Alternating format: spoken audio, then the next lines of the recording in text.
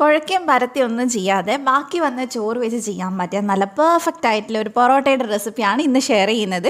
അപ്പോൾ എല്ലാവരും ഉണ്ടാക്കി നോക്കുക. വളരെ സിമ്പിളായിട്ടുള്ള മെത്തേഡും കൂടിയാണ്. അപ്പോൾ നമുക്കിതെങ്ങനെയാണ് ചെയ്യുന്നതെന്ന് വേഗം നോക്കിയിട്ട് വരാം. അപ്പോൾ ആദ്യം തന്നെ ഞാനിവിടെ ഒരു ബൗൾ എടുത്തിട്ടുണ്ട്. അതിലേക്ക് നമുക്ക് വേണ്ടത് മൈദയാണ്. അപ്പോൾ നിങ്ങൾക്ക് ഗോതമ്പ് പൊറോട്ട കഴിക്കാൻ ഇഷ്ടം ഗോതമ്പിൽ ചെയ്താലും കുഴപ്പമില്ല, മൈദയാകുമ്പോൾ കുറച്ചൊരു ടേസ്റ്റ് ആയിരിക്കും. അപ്പോൾ 2 കപ്പ് മൈദ ഞാൻ എടുത്തിട്ടുണ്ട്. അപ്പോൾ 2 കപ്പ് മൈദക്ക് നമുക്ക് വേണ്ടത് 1.5 കപ്പ് ചോറാണ്. ചോറ് എടുക്കുമ്പോൾ അത്യാവശ്യം വെന്ത ചോറ് തന്നെ എടുക്കുകയാണെങ്കിൽ നമുക്ക് കുറച്ചും കൂടി ഈസിയാണ് ഇത് ചെയ്തെടുക്കാനായിട്ട്. അപ്പോൾ വെള്ള കളറിലുള്ള ചോറാണ് കേട്ടോ ഞാൻ എടുത്തിട്ടുള്ളത്. മറ്റേ ചോറായാലും കുഴപ്പമൊന്നുമില്ല. അപ്പോൾ ഇനി നമുക്ക് ഇതിനകത്തോട്ട് വേണ്ടത് ഉപ്പാണ്. അപ്പോൾ അതും കൂടെ നമുക്ക് ചേർത്ത് കൊടുക്കാം. അപ്പോൾ ഏകദേശം 1 ടീസ്പൂൺ ഉപ്പ് ഞാൻ ചേർത്തിട്ടുണ്ട്. ഇനി ഇതെല്ലാം കൂടി നന്നായിട്ട് നമുക്കൊന്ന് മിക്സ് ചെയ്തെടുക്കണം. ആ ചോറും അതുപോലെ തന്നെ പൊടിയും ഉപ്പും എല്ലാം കൂടെ എല്ലാമായിട്ട് മിക്സായിട്ട് വരണം. അപ്പോഴേ നമുക്കിത് കറക്റ്റായിട്ട് ചെയ്തെടുക്കാൻ പറ്റുള്ളൂ. അപ്പോൾ പെട്ടെന്ന് തന്നെ നമുക്കൊന്ന് മിക്സ് ചെയ്തെടുക്കാം. അപ്പോൾ നല്ലപോലെ നമ്മളിത് മിക്സ് ചെയ്തൊന്ന് എടുത്തിട്ടുണ്ട്. നമ്മൾ ഓൾറെഡി നല്ല പെർഫെക്റ്റ് ആയിട്ടുള്ള പൊറോട്ടയുടെ റെസിപ്പി 2-3 എണ്ണം ഇട്ടിട്ടുണ്ട്. ആർക്കെങ്കിലും വേണമെങ്കിൽ ബിഗിനേഴ്സിന് വേണമെങ്കിൽ ഒന്ന് കമൻറ്റിൽ ചോദിച്ചാൽ മതി.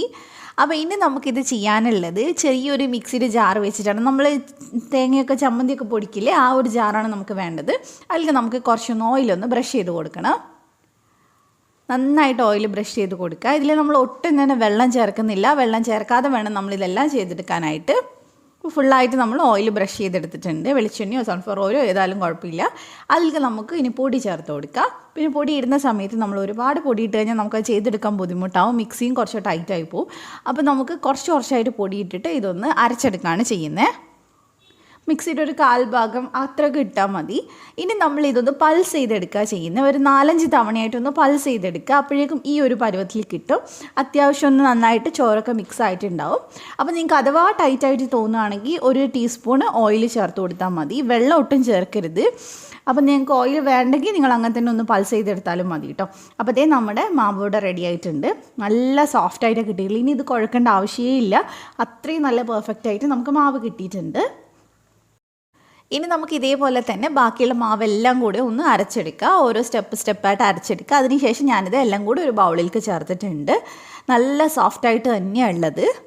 അപ്പോൾ ഇനി നമുക്കിതൊന്ന് ജസ്റ്റ് ഒന്ന് മിക്സ് ചെയ്തെടുക്കുക. എല്ലാം കൂടി ഒന്ന് കമ്പൈൻ ആക്കി എടുക്കണം. അപ്പോൾ ഞാൻ ഒന്നും കൂടെ മിക്സ് ചെയ്ത് കൊടുക്കുന്നുണ്ട്. നമ്മൾ കുഴച്ചെടുക്കേണ്ട ആവശ്യമൊന്നുമില്ല. അത്യാവശ്യം നല്ലപോലെ നമ്മൾ പൊറോട്ട കുഴക്കുന്ന അതേ പരുവത്തിൽ തന്നെയാണ് ഉള്ളത്. കണ്ടില്ലേ, നല്ല സോഫ്റ്റായിട്ട് വന്നിട്ടുണ്ട്. ഇനി നമുക്ക് ഇതിനകത്തോട്ട് കുറച്ച് വെളിച്ചെണ്ണയോ ഓയിലോ എന്തെങ്കിലും ഒന്ന് ഒഴിച്ചു കൊടുക്കുക. കാരണം നമ്മുടെ മാവ് കുറച്ചും കൂടെ സോഫ്റ്റ് ആവണമെങ്കിൽ നമുക്കിത് കുറച്ച് നേരം റെസ്റ്റ് ചെയ്യാൻ വെച്ചേ പറ്റുള്ളൂ. അപ്പോൾ നന്നായിട്ട് എല്ലാവരുടെയും ഒന്ന് വെളിച്ചെണ്ണ ആക്കി കൊടുത്തിട്ടുണ്ട്. അപ്പോൾ ഇനി നിങ്ങളുടെ കയ്യിൽ ഒരു കോട്ടൺ ക്ലോത്ത് ഉണ്ടെങ്കിൽ അതൊന്ന് നനച്ചിട്ട് ഒന്ന് അടച്ച് വെച്ചാൽ മതി. ഇല്ലെങ്കിൽ ഇതുപോലെ ക്ലീൻ റാപ്പ് വെച്ചിട്ട് 2 മണിക്കൂറെങ്കിലും മിനിമം വെക്കുക.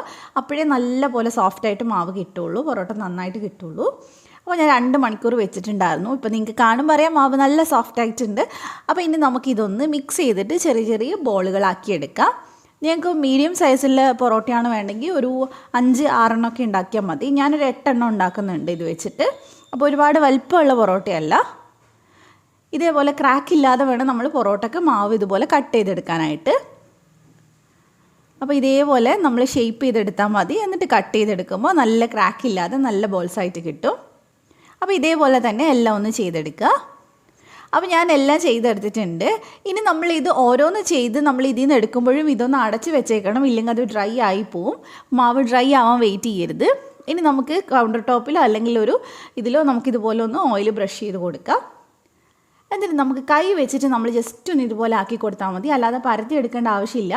വേണമെങ്കിൽ കയ്യിൽ കുറച്ച് വെളിച്ചെണ്ണ ഇടയ്ക്കിടയ്ക്കൊന്ന് ആക്കി കൊടുക്കുക. വെളിച്ചെണ്ണയോ നെയ്യോ ഓയിലോ ഏതായാലും കുഴപ്പമില്ല. എന്നിട്ട് നന്നായിട്ട് ഇതുപോലെ ഒന്ന് തിന്നാക്കിയെടുക്കുക. മാക്സിമം തിന്നാക്കിയെടുക്കുക.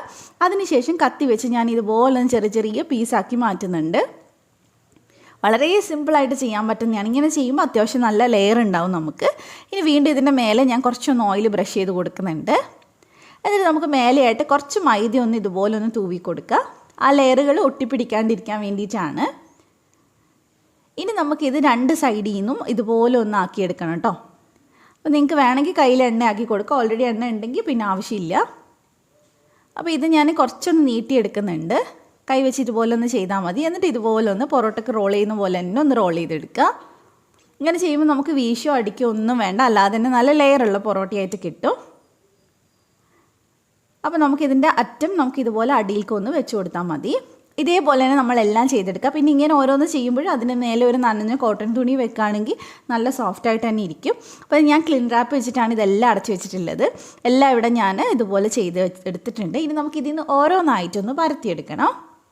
അപ്പം നമ്മൾ കൈവച്ച് തന്നെയാണ് നമ്മളിതും ചെയ്തെടുക്കുന്നത്. ജസ്റ്റ് ഇതുപോലെ ഒന്ന് പ്രസ് ചെയ്ത് ആക്കി കൊടുത്താൽ മതി. പിന്നെ എല്ലാവരുടെയും ഒരേ കനത്തിൽ ചെയ്യണം. ഒരുപാട് തിന്നാക്കിയിട്ട് പൊറോട്ട എടുക്കരുത്. കുറച്ചൊന്ന് കനത്തിലെടുക്കുക. ഇടയ്ക്ക് ഓയിലിങ്ങനെ വേണമെങ്കിൽ ഒന്ന് ബ്രഷ് ചെയ്ത് കൊടുത്താൽ മതി. അപ്പോൾ ഇതിവിടെ റെഡി ആയിട്ടുണ്ട്. ഇത്രയും കനം മതി. ഇല്ലെങ്കിൽ നമ്മൾ ഒരുപാട് ലെയർ കട്ട് ചെയ്തുകൊണ്ട് തന്നെ ലെയറൊക്കെ വിട്ടു പോകാൻ ചാൻസ് ഉണ്ട്. ഇത് നല്ല ചൂടുള്ള പാനിലേക്ക് നമുക്കിതൊന്ന് ഇട്ട് കൊടുക്കാം.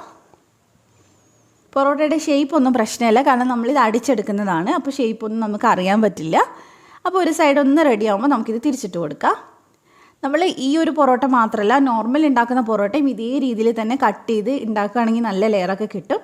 അപ്പോൾ ഞാൻ ഇടയ്ക്കൊന്ന് കുറച്ചൊന്ന് വെളിച്ചെണ്ണയാക്കി കൊടുക്കുന്നുണ്ട്. അപ്പോൾ രണ്ട് സൈഡും തിരിച്ചും മറിച്ച് വിട്ടിട്ട് ഒന്ന് വേവിച്ചെടുത്താൽ മതി. പിന്നെ ഈ ഒരു മെത്തേഡിൽ പൊറോട്ട ഉണ്ടാക്കുന്ന പറയുന്നത് എപ്പോഴും പ്രാക്ടിക്കലൊന്നും അല്ല. കാരണം മിക്സിയിൽ നമ്മൾ ഡെയിലി ഇതുപോലെ ചെയ്യാമെന്ന് പറഞ്ഞാൽ നടക്കുന്ന കാര്യമില്ല, മിക്സി കേടായിപ്പോൾ. അപ്പോൾ വല്ലപ്പോഴും ഒക്കെ നമുക്ക് കുറച്ചായിട്ട് പൊടിയിട്ട് മിക്സിയിൽ അരച്ചെടുക്കുകയാണെങ്കിൽ ചെയ്യാം, അത്രയേ ഉള്ളൂ. അപ്പോൾ എന്തായാലും ഒരു തവണ ഉണ്ടാക്കി നോക്കുക, എന്നിട്ട് ഫീഡ്ബാക്ക് അറിയിക്കുക. അപ്പോൾ നമ്മളിത് 2-3 ആയപ്പോൾ നമ്മൾ പൊറോട്ടയൊക്കെ ഒന്ന് അടിച്ചെടുക്കുന്നുണ്ട്. അപ്പോൾ നല്ല ലെയറൊക്കെ ഇങ്ങനെ വിട്ട് വന്നിട്ടുണ്ട് കേട്ടോ. പിന്നെ നമ്മളിതിൽ ചോറ് കൂട്ടിയത് കൊണ്ട് തന്നെ പൊറോട്ട ഒരുപാട് നേരം സോഫ്റ്റായിട്ട് ഇരിക്കും കുറേ കഴിയുമ്പോൾ. അപ്പോൾ നല്ലതായിരിക്കും കഴിക്കാൻ. അപ്പോൾ എന്തായാലും ഉണ്ടാക്കി നോക്കുക, എന്നിട്ട് ഫീഡ്ബാക്ക് അറിയിക്കുക. റെസിപ്പി ഇഷ്ടമായിട്ടുണ്ടെങ്കിൽ വീഡിയോ ഒന്ന് ഷെയർ ചെയ്തേക്കണേ. Thank you.